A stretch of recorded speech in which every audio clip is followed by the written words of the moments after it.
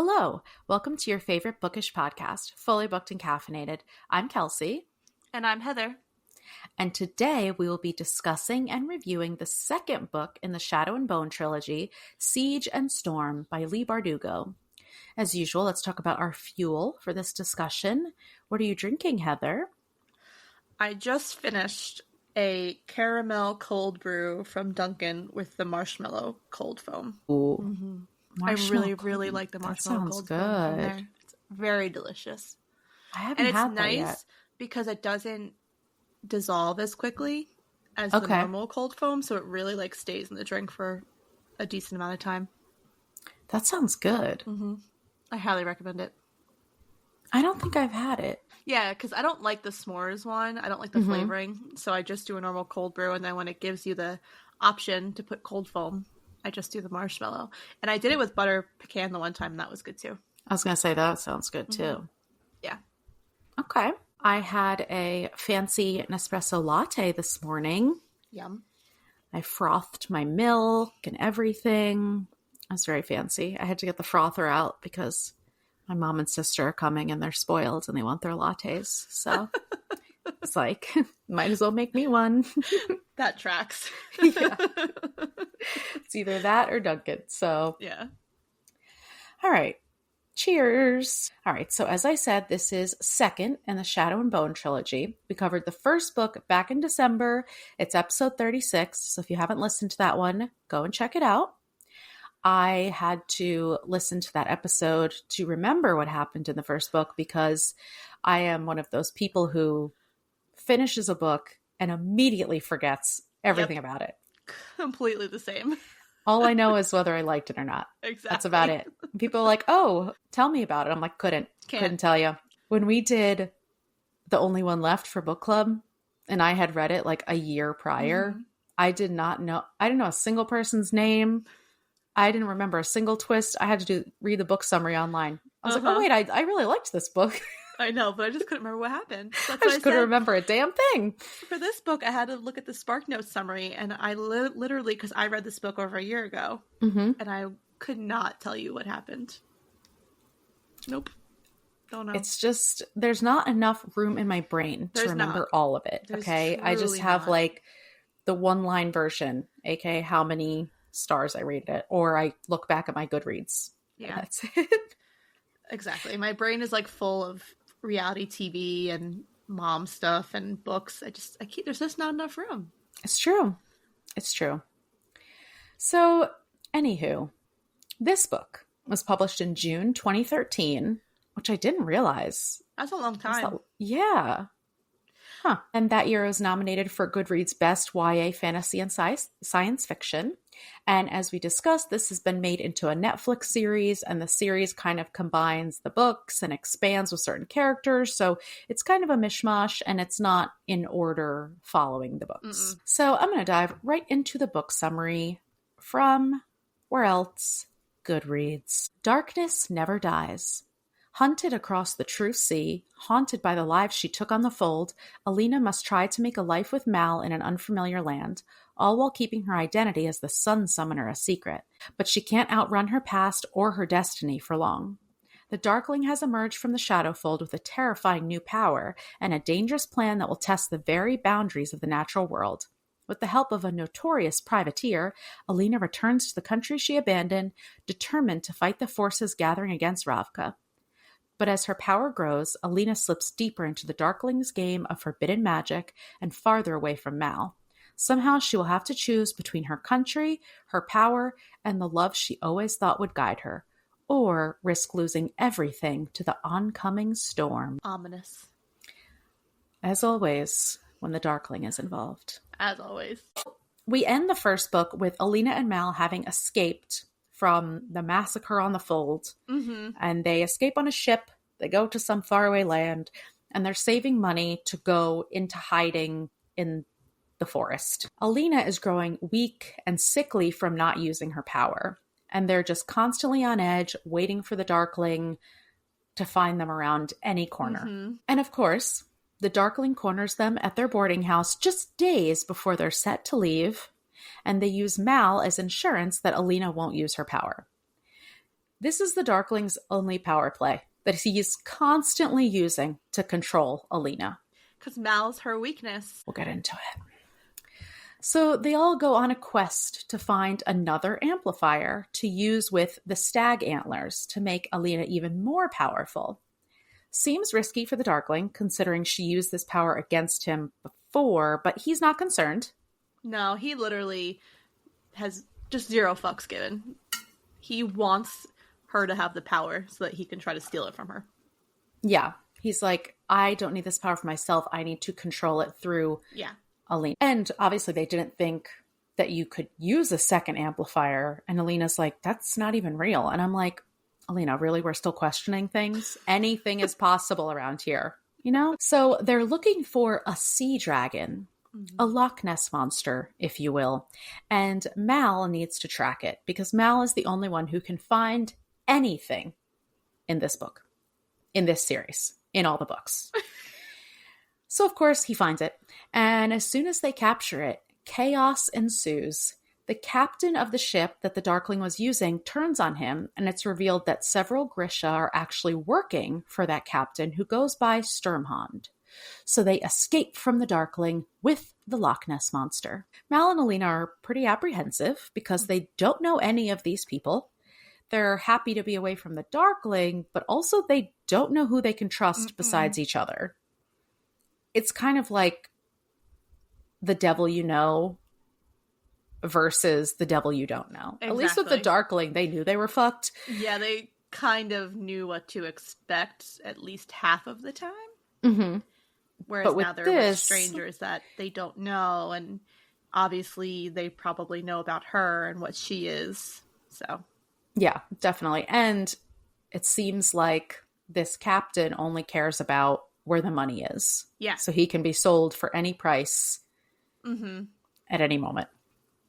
So Alina starts to bond with Tamar, who is an extremely gifted Grisha on the ship, but Alina's apprehensive because of how horribly her friendship with Genya turned out. Meanwhile, Mal and Alina find a picture in an old religious book that the creepy apparat had given Alina, and it shows 3 amplifiers. Alina starts to get greedy for power and decides she can only beat the Darkling if she has all 3. So in my mind, that's where this book was leading. But not so fast. It's not. So Sturmhond takes them into the fold unexpectedly to hunt Volcra. And of course, that doesn't go well. No. And they narrowly escape. But when they're safe from the fold, they're spotted by soldiers, and all of a sudden, Sturmhond's face has changed, and he says he's the king's second son, Nikolai. And all the soldiers start bowing to him. And here's where our girl Alina finally comes back. Given 0 fucks, she walks up, punches him right in the face. Absolutely loved this. One of my favorite things about this book was Alina and Nikolai's relationship. Oh, yeah. Their just interactions were amazing. And I just love Nikolai. And it shows part of Alina's personality that I feel like we liked from the first book. Exactly. And that's what's missing so much in this book. So they make their way back to Asalta and convince the king to let Alina and Mal live despite their crimes. And Alina is going to lead the second army of Grisha. So while Alina was in hiding, rumors circulated that she had died on the fold, and now she's a saint worth worshipping. And when they saw she was alive, it further reinforced that narrative because she escaped death, and she's basically their only hope. Pause here, because just thinking about the last book and how Alina started as this shy, untalented map maker, and now she's seen as a saint. It's such a crazy transition. And this is a lot of pressure. A lot. In a short amount of time. She has a whole following. And it's not a small following either. Like, it's a huge thing. And she has this obviously mixed feelings about it because she knows she's not a saint, but also she's like, saints die? So this isn't good for me. Alina's really feeling this pressure, along with a hunger for power and lots of rage as her power increases. So about 2/3 of the way through the book, I finally had enough. We discussed from the first book how we didn't understand Mal and Alina's connection. Mm-hmm. And I was really hoping we would see it in this book, but I just don't. I don't fully understand why Mal is with her. Maybe because he deserted his regiment and this is the path he chose, and now he feels like he has to stick to that and he can't turn back. And is Alina just with him because he's the only person she can trust? Like, I don't get it. I think if I remember correctly, I didn't like Alina in this book. She like wasn't, I don't know, the way that she was in this book I didn't really like. Mm-hmm. But also I feel like they both just made me angry in this book, because then you have just Alina, who's, I don't know, she turns into this completely different character from the first book. And I don't like who she becomes. Mm-hmm. And that in turn, I think, turns off Mal and then kind of makes Mal become a dick. Yeah. And there's a lot of clashing between them in this one. Mm-hmm. And it sucked, because then they really do have such a beautiful story, especially in the first book. And then the third book, when you get to it, like you'll see like it's resurrected, but this book particularly does kind of like rip them apart. Mm-hmm. And then makes them unlikable together and apart. Yeah, and also we never got that initial connection and love story. Yeah. So when it starts to fall apart, you're not rooting for either of them to fix it or to be together. Yeah. You're just kind of waiting for the big blow up that you know is coming. Mm-hmm. And I feel like if they had maybe developed that a little more in the first book, because it was just like, he obviously did this big sacrifice by finding her and tracking the stag and taking care of her and all this stuff, but I just didn't feel the love. You know what I mean? It felt more like obligation or familiarity. I completely agree in this one. Yeah. So we'll see. To be decided in the third book, but we're starting below. You know what I mean? So Mal is obviously unfulfilled being a guard for Alina, and he's wildly jealous of Nikolai, who keeps hitting on Alina and proposing marriage. She can't kiss Mal because every time he comes near her, the Darkling appears. Yeah. And it's weird because at first she thinks it's a vision or a hallucination, but then he's able to touch her. And then she doesn't tell anyone about it because she's like, I'm going mad and no one will believe me. And Mal's already scared of me. That was another thing that just made me so angry about her in this book, is that she just wasn't telling people anything. Mm-hmm. And then she would like berate herself for it or the situation. And I just wanted to be like, fucking tell somebody. Because the whole thing with the Darkling, when he was, clearly it's him just ghosting around or whatever. Yeah. Like, and then you kind of get the feeling though that she's not mad about it. Like she's kind of like, but so I don't know. Yeah, she's not exactly fighting him off. No, she's not. She's really not. And it adds to this pressure on her and Mal's relationship because they can't show anyone that they're together because he's just her guard and she's the almighty sun summoner, and Nikolai wants people to think that they have something going on, and it just adds to the whole, the secrecy on top of all these other things is just, nothing is working for them. No. So Mal starts acting a fool, getting drunk every night, just overall sucking, being cold toward Alina. And she's not innocent in this, but Mal's being a little baby. So it all comes to a head when she sees that they've started a fighting ring. Mal is fighting against Grisha in hand-to-hand combat, but they're using their powers, and he's just fighting. And apparently he does it every night, and it's like this underground fight club with bets and wagers. Did you ever see Never Back Down? Remind me who's in that, because I think I did. Amber Heard, the guy from Sleepover with Alexa Vega. Oh, who's the other guy in it? He's super hot. He's in another movie. Because I think I have. I'm sure you have. It made its rounds. Anywho, so it's basically like this. And obviously it's not great.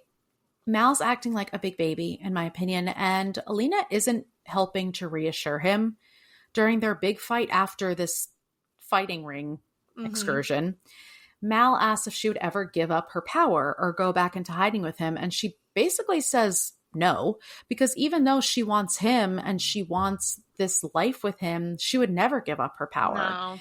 And who can blame her? She went from nobody to a saint, and Mal thinks he's enough for her to give that up with his tantrums? I think not. No man is worth giving up your power. You know what I mean? No, but still, in this situation, I would like her to have said, like, yes, or be like, oh, like, I wouldn't give it up, but I would still, like, try to make it work to be with you. She still very much is, like, so, like, I just want to be powerful. She's so stubborn and not that's budging. What I'm looking for.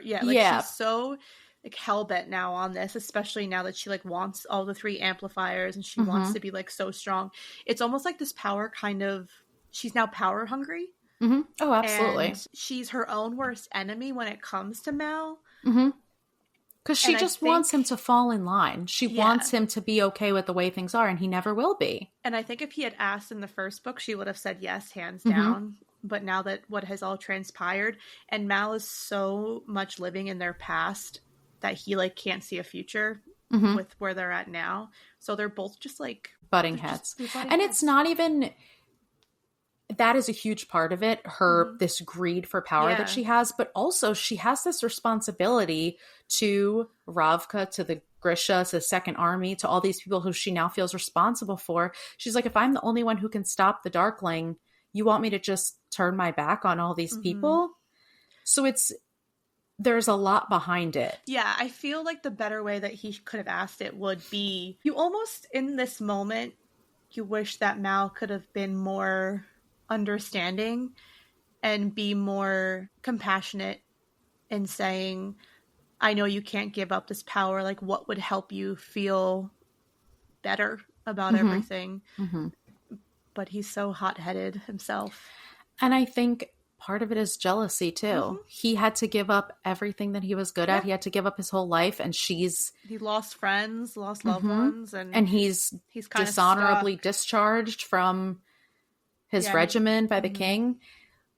So during this big fight, Mal says, did it ever occur to you that maybe you were meant to be a queen and I'm not meant to be anything at all? And that just proves he's so, because he had to give up everything. Yeah. And she's not giving up anything besides him. Which sucks because they've both been such a big part of each other's lives. They basically, like, grew up together. And you know that she has so much love. They have so much love for each other, but neither is good at expressing it healthily. And it's like, are they just holding on to the idea of what they could be instead of what they could actually be? And it's also crazy how these roles have reversed in everyday, quote unquote, normal life. Mal is the useful one, the important one. And among the Grisha, it's the complete opposite. He's nobody. And she's the sun summoner. That puts a lot of pressure on a relationship too. It does. So, meanwhile, there's this big rivalry between Nikolai and his older brother, who's technically the heir to the throne, but he's a big dummy. And he isn't ready for the work that being king entails. So Nikolai wants him to get out of the way so he can get onto the throne. Their dad is still alive. The king is still alive, but barely. So the brother won't let Nikolai show him up. So he makes this deal with their enemies to help Ravka fight the Darkling. And he's like, LOL, it was so easy. I'm so good at doing king shit. And Nikolai absolutely loses his mind. It was obviously a trap. Yeah. And now the Darkling is on his way and they're not prepared. I loved this because it was just, the brother's like, guess what I did? And Nikolai's like, you idiot. And perfectly timed, the shadow army that the Darkling has created crashes into the palace at this exact moment. Alina and Mal barely escape, and they see that almost all of the Grisha in the Little Palace have died at the hands of the Shadow Soldiers. Mm-hmm.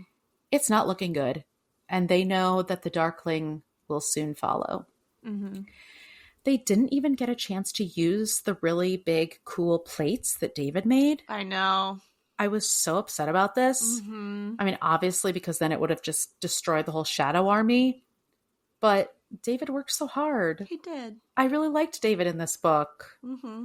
Me too. So, during all this, Alina can't find the twins, and she thinks they may have been working for the Darkling all along, which broke my heart. Yeah. Because Alina just gets betrayed left and right by everyone she thinks is a friend. But out of nowhere, an army of Sun soldiers, the people who think Alina is an actual saint, burst into the battle led by the twins. Mm-hmm. And they make a slight dent in the Shadow Army, but it's still not looking good at all. So they're ready to escape into this underground tunnel to flee, but the Darkling shows up like, hey girl, you know you still want me. Come with me. Into your I've been seeing you. You know what I mean? Come with me and I'll spare everyone here, or you can watch them die because you're obviously losing this battle. And Alina's like, no.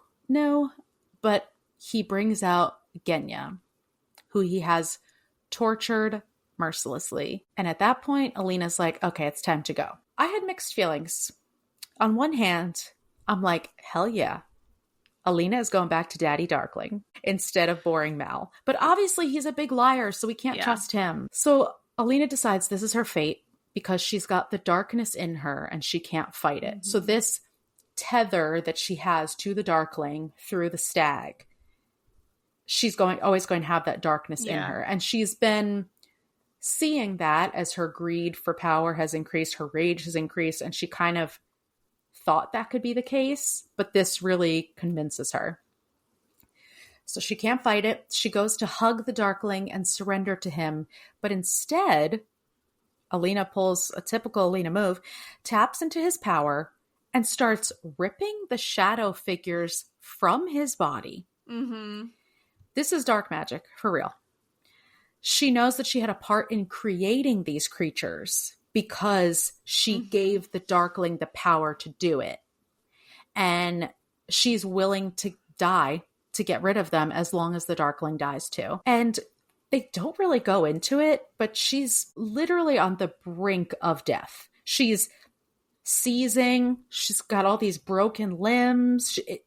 It's bad. Mal to the rescue, of course. He forces her away as she's on the brink of death, and they're barely keeping her alive. Yeah. But they escape through the underground tunnels, and the twins take her to the creepy apparat because, we had to see him again. I know.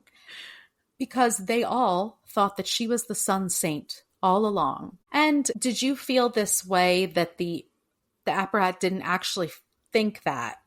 He was just using that to manipulate all the people to follow him? Yeah. Okay. No, it was definitely with like a malicious intent. Yes. Because I'm like, no, this man is still creepy. I refuse to change my mind. He is. Yeah. So Alina is trying to regain her strength because, of course, the Darkling survived and is ruling Ravka, but she confesses to Mal that she can't summon her power, which is a problem.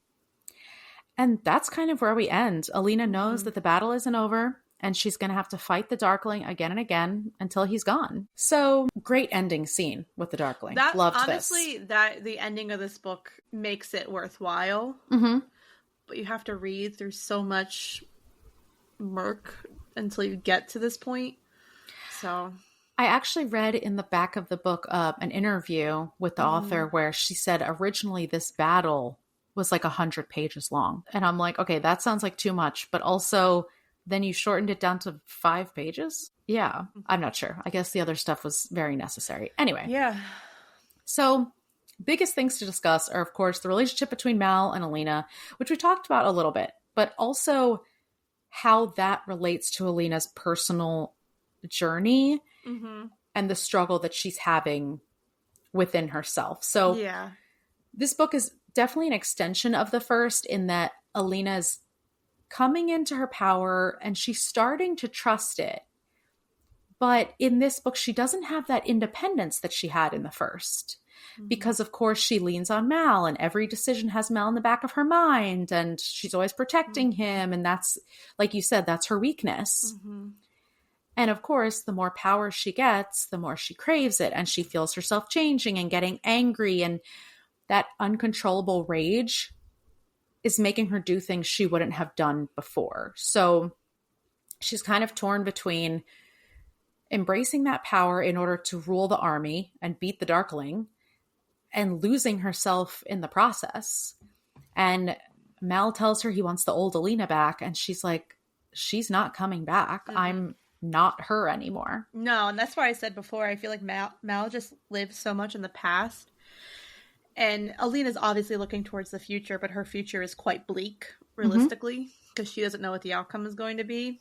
And you could tell that Mal just wants to go back to like how it was pre-Darkling and the fold and everything, but it's just not going to happen.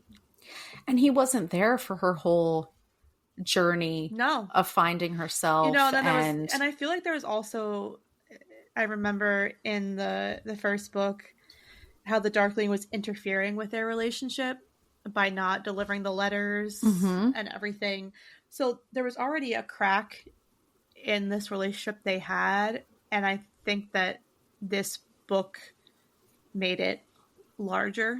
Yeah. And it keeps coming back to this seed that the Darkling planted in her head in the first book, that Mal's never going to understand her because he's not Grisha, and he will eventually come to fear her power, which we do see happening because he says when she took on the second amplifier, he was terrified of her. She was not herself. And she's like, okay, give me a third. Let's do this. And he's like, I want old Alina back, who was quiet and meek, and I was the big dog in the relationship. You know what I mean? Wow. Toxic masculinity, Mal. Anyway, so in the first book, we talked a lot about Genya because she's obviously a huge character, and her friendship, quote unquote, with Alina. Did your opinion of her betrayal change after this book? Yes. We don't get that much of her, but the things we get of her are big. Yeah, no, I remember feeling like this character just kind of made me angry, obviously, which was the whole point, because you like her so much in the first book. She's someone that Alina can lean on during a transition into a life that she knows nothing about.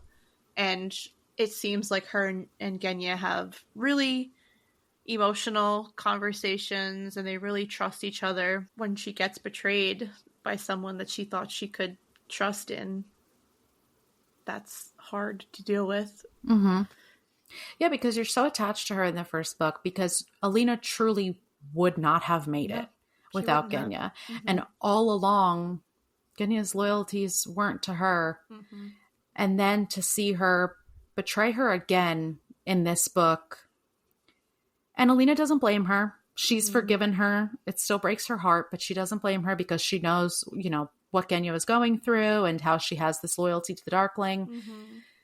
But she also understands that Genya might be free from one person ruling over her, but now the Darkling rules over her, and he ends up completely turning on her, torturing her. All of that was for nothing. So I feel like I was more angry at her in the first book, and then this book, it's just so sad that she gave that all up and for nothing. I know.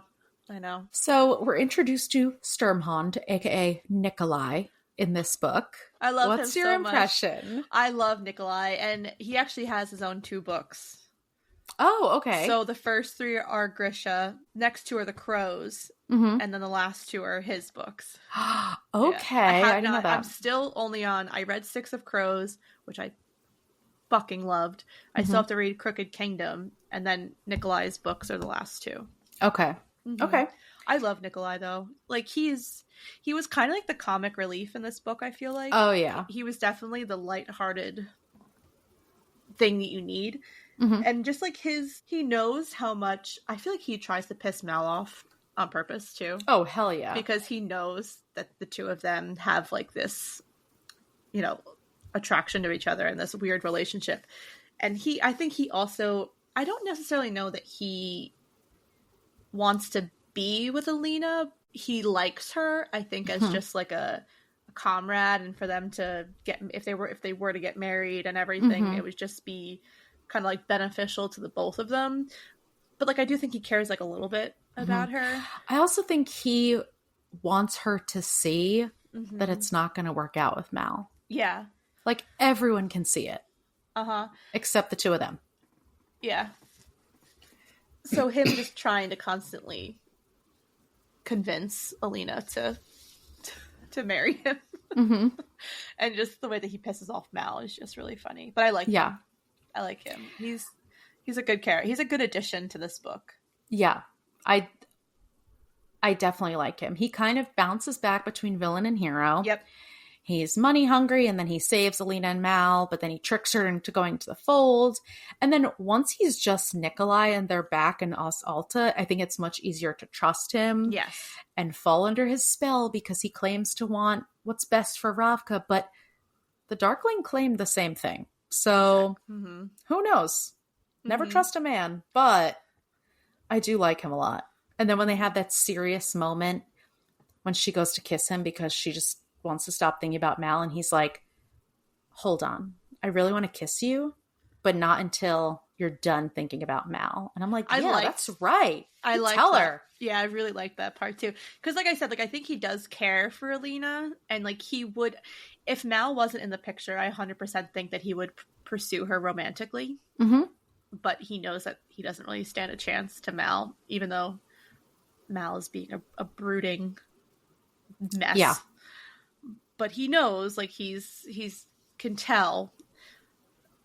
But I do agree. I did like that part on the dock. And he also brought her down a notch. Yeah. She wasn't expecting him to turn her down. And then she got so upset. And it's like, well, you shouldn't have taken him for granted. Exactly. But it is kind of sad because then everyone is just mad at her. And I don't know. Yeah, this book was hard. Yeah. Another thing we have to talk about, which I took as the main theme of this book, which doesn't say much about the book if the main theme is resentment. Alina resents Mal for being unhappy and not falling in line to this life that they have to.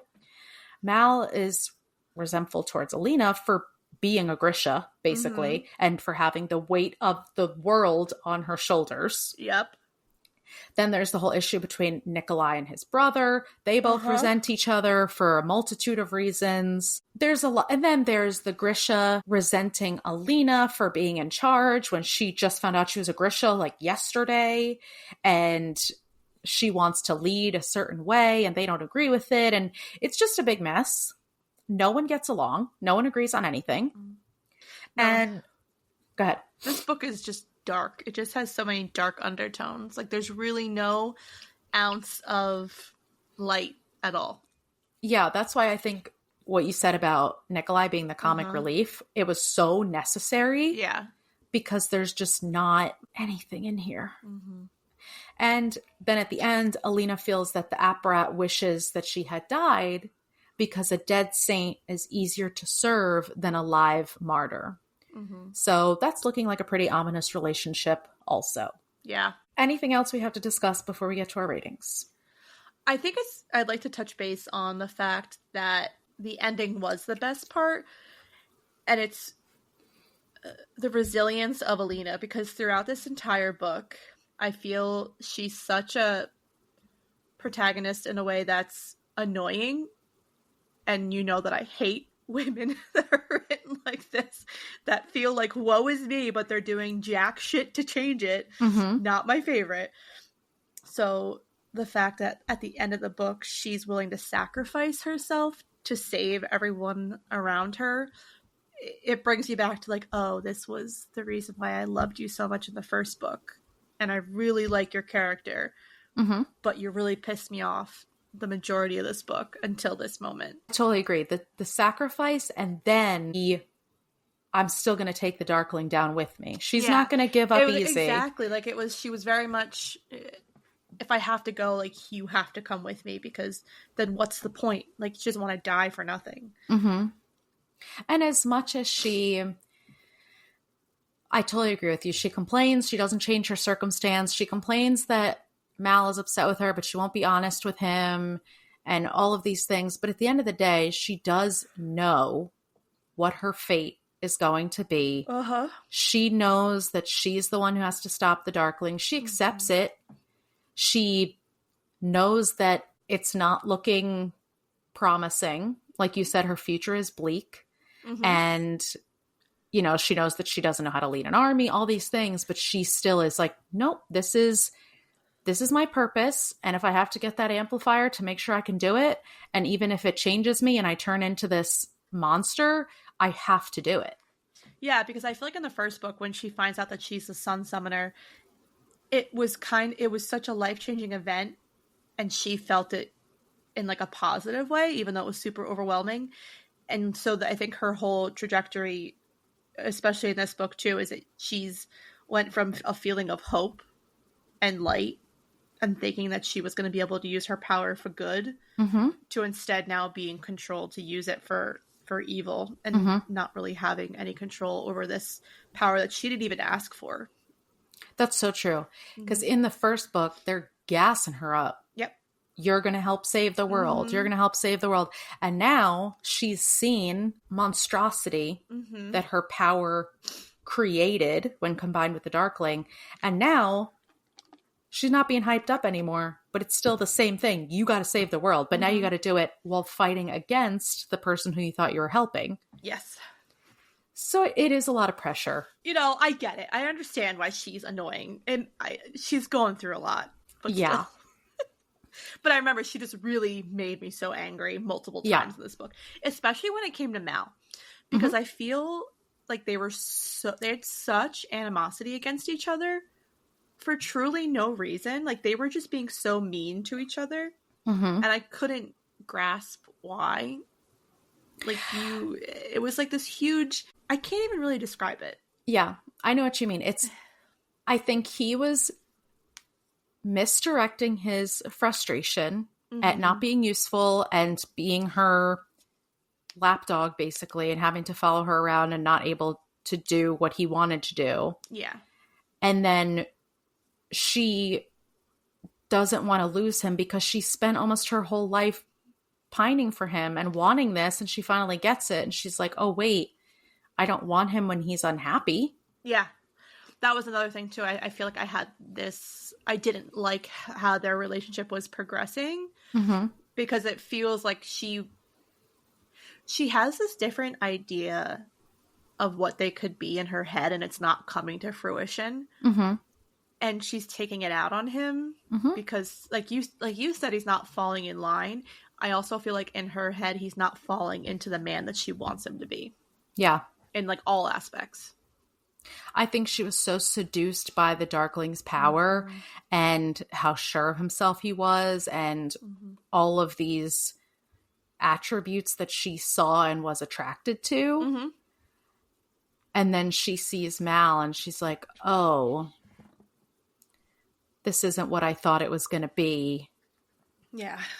And it just feels like they're clinging onto something that's not there. Yeah. And it's sad because I'm like, girl, you could be with Nikolai and Mal could be off doing whatever he wants to do. Yeah, but there would still be that tether between them. I feel like they were kind of destined to be together in a way. Hate it. But they're going about it all wrong. I'm on the Darkling side. I know. What's wrong with me? No, everyone loved the Darkling. I know. In the first book until he turned out to be terrible. Yeah. They always are, though. That's when I stopped liking him, too. So, yeah, I agree. Alina sucks in this mm-hmm. book. Should we rate? Yeah. Okay. Our rating scale mm-hmm. is sea dragons. How many sea dragons did you give this book? So when I look back at my rating, I gave it 4 stars. I don't know why. It must have been that ending scene in the moment when mm-hmm. I was reading it. You must have rated that right away. Because then I remember I read the last book, the third one, and that one, I won't talk about it yet, but so in hindsight, looking back, and as we talked about it, I feel like I need to change my rating to 3.5 sea dragons. Okay. Because I don't know, I really can't remember why I gave it 4 stars. I agree, though. That ending scene is so promising. Because, you finish the book and you're on Goodreads immediately to update it. Mm-hmm. And I think it was in that moment of what I was feeling when I finished it. Yeah, excitement to read the next one. Because I remember agree with that. Having a hard time getting through this one. I do remember that. Yeah, it took me a while. Mm-hmm. I gave this 3 sea dragons. I liked the first one because it was just much lower stakes. Yeah. This just felt like so many stressful events back to back to back in the beginning. And then we get this boring middle where they're just prepping for war and going over maps and strategy and blah, blah, blah. And the back and forth with Mal and Alina, which feels like it's never ending. And then the ending, of course, is so good. It sets us up for the 3rd book in the series, which I'm really looking forward to because obviously this is all going to come to a head. Yes. And we're going to get more Darkling.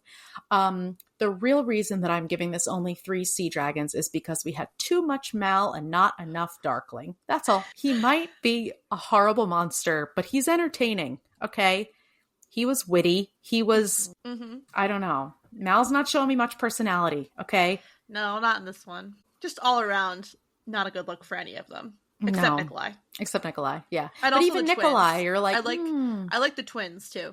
Oh, I love the twins. Yeah, I agree with that. really like the twins. Yeah, even Nikolai, he had a rough start. I know. So he's not at the top tier yet. Yeah. Yeah, I just wasn't crazy about this one. No, and this happens, because I even remember reading the Twilight series. I hated, what was it? It was Twilight, New Moon, Eclipse, and Breaking Dawn, right? Mm-hmm. I don't think I liked Eclipse. I think I liked Twilight and I liked New Moon. And I didn't like the one where she was just where Edward abandoned her. Oh, spoilers, people. Edward abandoned her and she was just staring through the window. Yeah, that's New Moon. For days and days. Mm-hmm. I didn't love that one. Yeah. But I agree. You're not going to like every book in a series, obviously.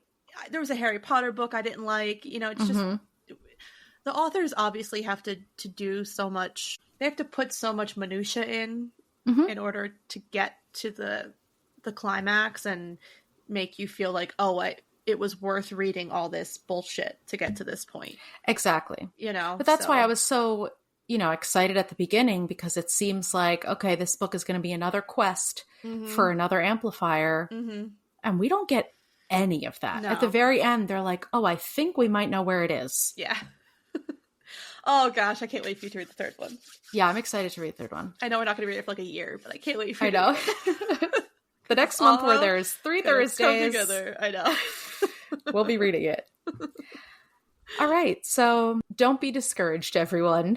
No, it is necessary. Unfortunately, it is necessary to read this book before you read Ruin and Rising, because there's so much that happens in this book that correlates to the 3rd book, and so many characters are introduced too. Yeah. So you'd miss all of that. Yeah. So I get it. I wish that I was reading the other one right away, but I'm gonna wait. I'm gonna wait until we're ready to cover it. And I'll have to listen to this episode because I won't remember anything. No. Anyway, that's all we have for you today. If you like what you heard, please make sure to follow, subscribe, and rate and review the podcast on whatever platform you're listening on. If you have any book recommendations or questions for us, you can email us at fullybookedcalfpod@gmail.com. Also, be sure to follow us on TikTok and Instagram at fullybookedcalfpod to see our upcoming reads and other book recommendations. Thanks for checking us out, and remember, if you need us, we're fully booked. Bye.